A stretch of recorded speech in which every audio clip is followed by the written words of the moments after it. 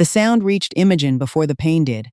A flat, ugly crack that filled the whole kitchen and seemed to belong to someone else's life.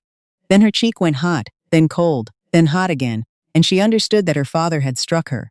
She was 31 years old, standing on the same worn linoleum she had learned to walk on, and Gordon had raised his hand to her the way he had when she was a girl who forgot to latch the henhouse. "You'll do as I say in this house," he said. His voice didn't rise. That was the thing about Gordon Vale that people who admired him never understood. He did not need to shout. He had spent his whole life being obeyed, and the certainty of it lived in his shoulders. "You're my daughter. Everything I decide for you, I decide because I know better. You'll stop this foolishness about the city, and you'll marry where I tell you." Imogen kept her chin down and let the tears come because she could not stop them, but she did not apologize. That was new. A year ago, she would have said sorry just to make the room breathe again. Now she stood there with her hand pressed to the side of her face and thought, with a clarity that frightened her, "I should have kept walking the first time I left, and I never should have come back." Behind her father at the sink, her mother Eileen stood very still, with a dish towel bunched in both hands. She did not say anything. She looked at the floor, then at the window, then at the small braided rug by the door, anywhere but at her daughter's face. That silence would sit in Imogen's chest for years. It weighed more than the slap. She had come home to Alder Hollow that morning, on the early bus out of Halifax, the one that groaned up through the Annapolis Valley, with its windows fogged and its heater rattling. It was apple country in the last warm week of September, the orchards heavy, and the whole valley smelling of windfalls fermenting in the grass. When she was small, she had loved that smell. Coming back to it now felt like walking backward into a life she had already outgrown. Her little brother Micah had seen her from the yard and come barreling across the gravel to throw his arms around her waist, and for one honest second she had been glad. He was 9, all elbows and cowlick, and he still believed his big sister could fix anything. "You're staying this time, right?" he'd asked, and she hadn't had the heart to answer. Then Gordon had come out of the barn wiping his hands, and the gladness had drained out of the morning. The trouble, she learned over supper, was money. It was always money in Alder Hollow, dressed up as tradition and honor and the way things are done. Gordon had borrowed against the farm 2 winters running, a bad crop, a burst pipe, a truck that finally died, and he had borrowed it, of all people, from the Pruitts, who owned the biggest orchard operation in the valley and half the storage sheds besides. Now the note was due, and the Pruitts had offered Gordon a way to clear it that had nothing to do with dollars. "Hollis Pruitt has been asking after you," Gordon said, spearing a potato as if the matter were already settled. "You'll meet the family Sunday. You'll be pleasant. You'll wear something decent." Imogen set down her fork. "I have a job, Dad. I have a life in the city. I'm not a payment." That was when he hit her. She married Hollis Pruitt 11 weeks later, in the Baptist church on the hill, with the maples going gold behind the steeple, and she did it with her eyes open, which was the part she could never quite forgive herself for. She told herself it was for Micah, who would lose his room if the farm went. She told herself it was for her mother, who had grown so thin and frightened. She told herself a great many things on the drive to the church, and none of them made the ring feel like anything but a shackle when Hollis slid it onto her finger. The Pruitt house was the grandest in the county. A white clapboard mansion with a wraparound veranda and a view straight down the rows of Honeycrisp and Cortland. There were 2 women who came in to cook and clean, and a hired man who lived over the garage. And there was Hollis, who was handsome in the way of men who have never once been told no, and who treated Imogen from the very first morning like a piece of good furniture he'd been talked into buying. She tried. God help her.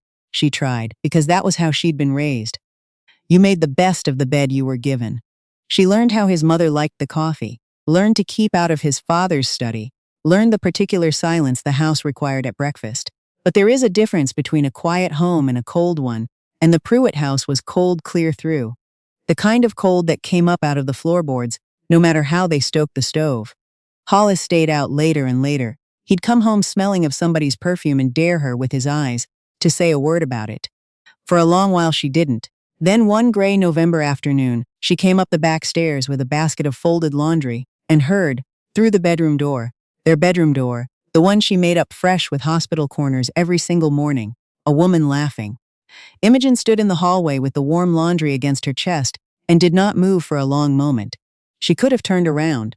Some part of her wanted to turn around and go back down and pretend she'd heard nothing, the way her mother would have. She opened the door instead. Hollis was buttoning his shirt. The woman, Imogen never did learn her name and never wanted to, was gathering her things off the chair by the window, unhurried, unembarrassed, as though Imogen were the one who'd walked in where she didn't belong. The bedsheets Imogen had smoothed that morning were dragged sideways off the mattress. "How long?" Imogen said. Her voice came out steadier than she felt.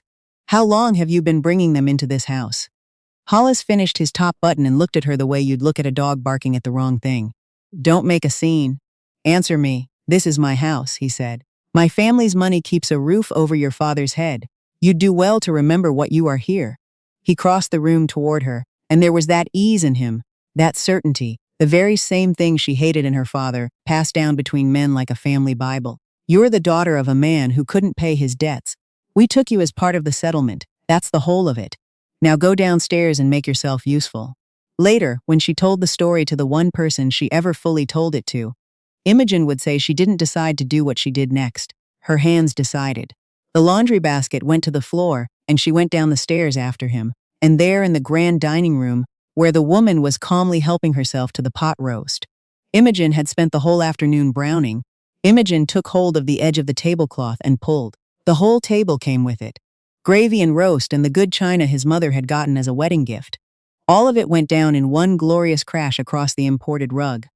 Hollis was on her before the last plate stopped spinning. His hand caught her jaw and slammed her back against the doorframe, and then it was at her throat, and his face was so close she could see the little veins standing out at his temple.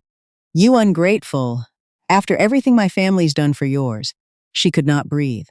Her vision went spangled at the edges, and in that airless second, pinned to the wall of a house she had never wanted, a thought came to her that was almost calm. "If I die here, they will bury me in the Pruitt plot, and my mother will stand at the graveside, holding a dish towel and saying nothing." She got her knee up. She was not a large woman, but she'd hauled hay and wrestled calves her whole childhood, and she drove her knee into him with everything she had left. Hollis folded, and she was past him and out the front door and down the veranda steps into the November rain before he'd finished swearing. She didn't have a coat. She didn't have her purse. She had the clothes on her back and the wet gravel road and the whole cold length of the valley between her and anywhere. And she walked. She walked 6 kilometers in the rain to the only place she knew would take her in. Her Aunt Orla lived in a low stone house at the edge of the village, alone since her husband passed, with 2 ancient cats, and a wood stove that was always going, and a way of asking no questions until you were ready to answer them. She opened the door to find her niece soaked to the bone and shaking, one side of her throat already darkening, and she did not gasp or wail or run for the phone. She simply stepped aside and said, "Come in out of that. The kettle's near boiled." Orla put her in dry clothes and wrapped her in a quilt, and set her by the fire with a mug of tea gone milky and sweet, and she sat across from her and let the silence be a kind one for a change. It was the first tenderness Imogen had felt in longer than she could remember, and it undid her completely. She cried until she had nothing left, and her aunt held her hand across the little table and let her. "You'll stay here," Orla said when the storm of it had passed, "as long as you need. And you'll not be going back to that house, Imogen. Not for your father, not for the farm, not for any Pruitt that ever drew breath. Do you hear me? Some debts aren't yours to pay. Dad will." "Your father," said Orla, and there was a flint in her voice, "was my brother long before he was your tormentor, and I have known him to be a fool his whole life. He will rage. Let him. He raged at our mother too, and it never once made him right." Imogen filed for divorce that winter. The Pruitts fought it, of course. Not because Hollis wanted her, but because men like that do not enjoy having things taken from them. But Orla knew a lawyer in Kentville, a sharp, kind woman who took one look at the marks on Imogen's throat and the story behind them and did not stop until it was done. It cost Imogen nothing but her name, which she'd never much liked being anyway. She kept her own after that, Imogen Vale. It felt like reclaiming something. Her father did not speak to her for 2 years. When word got round the valley about the divorce, Gordon told anyone who'd listened that his daughter had shamed the family, that she'd been given every advantage and thrown it in the dirt. Her mother sent no word at all, but Micah wrote her letters. 9 years old, then 10 in pencil that pressed nearly through the paper. "I miss you. The barn cat had kittens. Dad is grumpy. When can I visit Aunt Orla?" She kept every one of them in a shortbread tin, and on the nights when the shame threatened to swallow her, because shame is a liar, and it worked on her hard in those early days, she read them until she remembered that someone still saw her as good. She could not stay in Alder Hollow forever. She loved her aunt, But the valley was small and its memory was long. And everywhere she went she was the Vale girl who left the Pruitts, spoken of in the tone people save for spilled milk. So in the spring, with $300, and a reference from the Kentville diner where she'd waited tables to save it, Imogen went back to Halifax to start again. It was hard. She will never pretend it wasn't. She rented a room above a laundromat on Gottingen Street, where the whole floor smelled of dryer sheets, and the radiator clanked all night. She worked the early shift at a cafe near the waterfront. And in the afternoons, she took a bread course at the community college, with money she couldn't really spare, because the one thing that had ever made her feel wholly like herself was her hands in dough. Her grandmother, Gordon and Orla's mother, had taught her to make bread standing on a chair at 4 years old, and the memory of it was the only good thing her father's side had ever given her. She was 20 minutes late to everything that first year because she couldn't afford a car, and the buses in a Halifax winter are a rumor more than a schedule. And it was the buses, in the end, that changed her life. Of course it was. It was a filthy afternoon in late October, sleet coming sideways off the harbor, and Imogen stood under the flimsy shelter of the stop on Barrington, with no umbrella, and a jacket too thin for the season, watching the empty street where her bus was supposed to be and wasn't. Her lips had gone bloodless. Her hands were jammed in her armpits, and she was shaking so hard her teeth clicked. "That number 7's a liar," said a voice beside her. "It'll be another quarter hour at least. Weather like this." She turned. He was tall and easy-looking, a carpenter's build, with sawdust still on his sleeve, and a toque pushed back off his forehead. Not handsome the way Hollis had been handsome. Something better, a face that looked like it laughed a lot. "You look froze half to death," he said, and before she could answer he'd shrugged out of his own jacket and was holding it out to her. It was warm from him and it smelled of cedar. "Go on. I've got a hot truck 2 blocks over. I'll live." "I couldn't." "You could. My mother'd never forgive me, standing here in a coat while a woman turns blue." He grinned. "Nolan," he said. "Nolan Ashby." She took the jacket because she was too cold not to, and she gave it back the moment the bus finally came, and she thought that would be the end of it. It was not the end of it. He turned up at her cafe 2 days later, sawdust on his sleeve again, and ordered a coffee he didn't drink so he could ask her name. Imogen was careful. She had learned to be careful the way you learn to favor a broken ankle even after it's healed. She made Nolan wait. She let him walk her home in the cold, without expecting to come up. She watched how he was with the old man who sold papers on the corner, and with the cafe's dishwasher who barely spoke English, and with a child who dropped an ice cream on the sidewalk. Nolan crouched right down and told the kid the very best ice creams were the ones you dropped, because now you got to pick a whole new flavor, and the crying turned to laughing, and Imogen felt something in her chest come loose that she'd thought was rusted shut for good. They married 2 years later, small and plain, in her aunt's stone-walled garden with the wood stove smoke drifting over, and Micah, 13 now, taller than she was, standing up as best man. Orla made the cake. Her mother did not come. Her father did not come. But the people who loved her came, and for the first time in her life, Imogen understood that a family could be a thing you gathered, rather than a thing you were sentenced to. Their daughter was born the following winter. They named her Wren, for the little brown bird that sings far louder than its size, and the first time the nurse laid her in Imogen's arms, red and furious and alive, Imogen wept and could not stop, and Nolan wept too, and she thought, "This is it. This is the whole point of everything. I made it through the cold and I came out here." She should have known, having grown up where she did, that a warm house is never guaranteed to stay warm. The changes came slow, the way rot comes to fruit. From the inside, invisible until it isn't.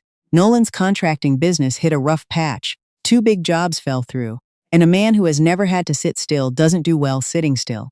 He started staying late at the site, then not at the site. He got a distance in his eyes at supper, an impatience with Wren's noise, a way of looking at the small good life they'd built, as though it were a room he'd wandered into by mistake.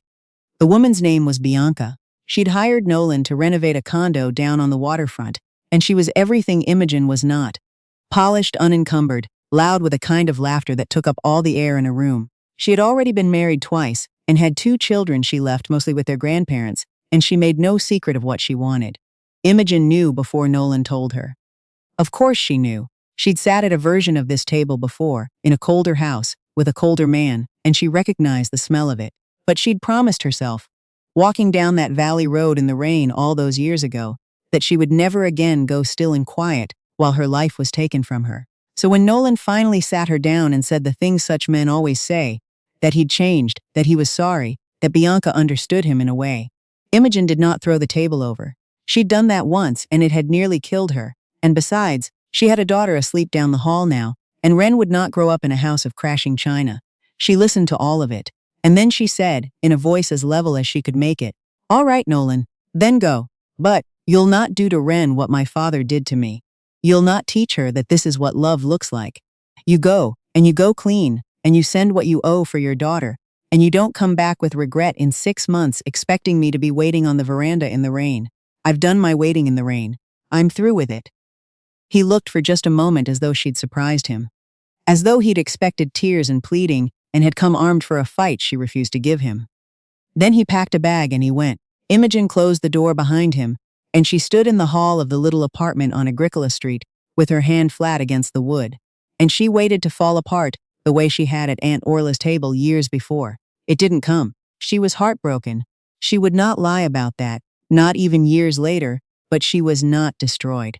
There is a difference, and the difference is everything, and she had spent a decade learning it the hard way. She checked on Ren, who was sleeping with her thumb in her mouth and both feet kicked out of the blanket. She tucked the little feet back in. Then she went to the kitchen and, because she did not know what else to do with her hands, at 2 in the morning, she started a loaf of bread. She built the rest of it herself, one hard year at a time, and if you had told the shaking girl in that rain-soaked November that she would one day own the busiest bakery on the north end of Halifax, she'd have laughed at you. But that is what she did.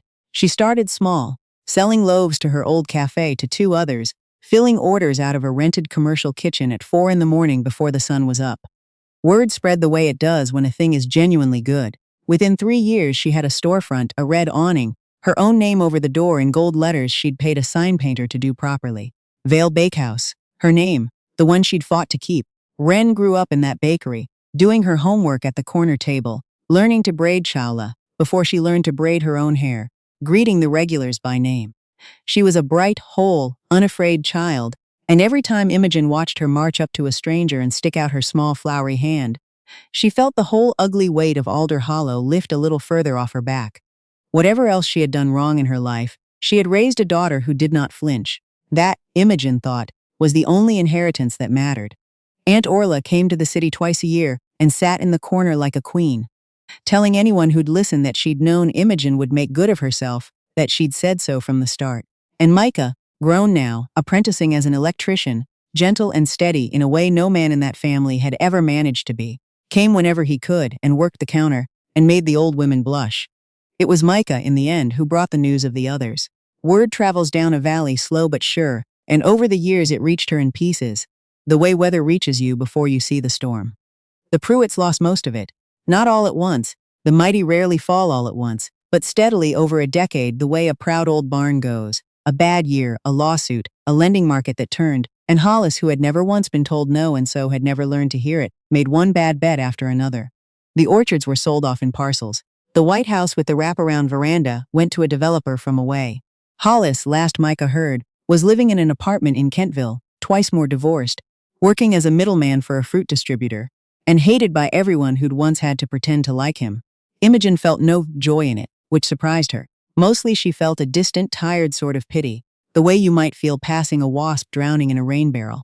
She had wished him harm once, in the airless second when his hand was on her throat. She did not wish it anymore. That was its own kind of freedom. And Nolan she heard about from an old friend of his, Rhett, who turned up at the bakery one afternoon, looking sheepish, and ordered a cinnamon roll he clearly didn't want, and finally got round to what he'd come to say. Nolan and Bianca had married, and it had been a catastrophe from the first month. Bianca's 2 children came to live with them, and then there was one of their own, and Bianca, who had understood Nolan so deeply, once in the abstract, turned out to have no interest at all in the ordinary work of a family. She was out most nights.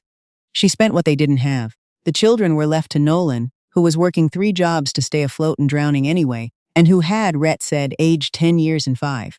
He knows he wrecked it, Rhett said, turning the cinnamon roll around on its plate. The good thing, I mean.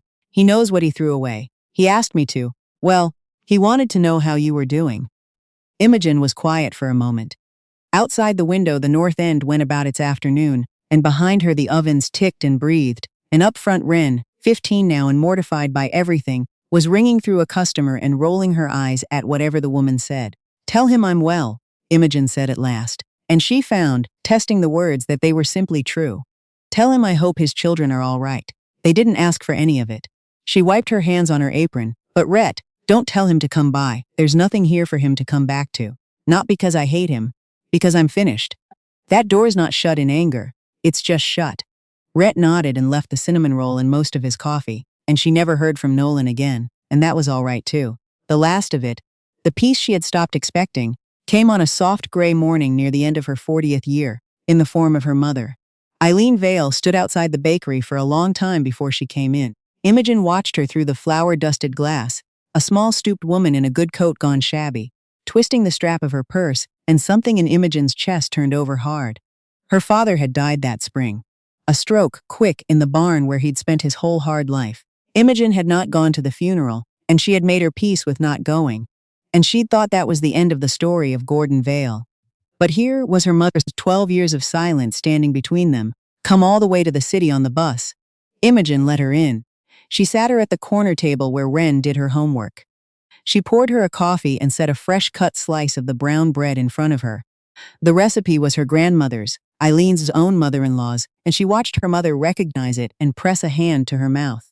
For a long time, Eileen couldn't speak. When she did, her voice was the smallest thing. I should have stopped him, she said, that day in the kitchen, and every day before it. I stood at that sink and I let him, and I let them give you to those people. And I told myself there was nothing a woman could do, that it was how things were. She was weeping now, without drama, the quiet leaking way of a person who's held it too long. But that was the lie, Imogen. There was always something I could have done. I could have stood in front of you.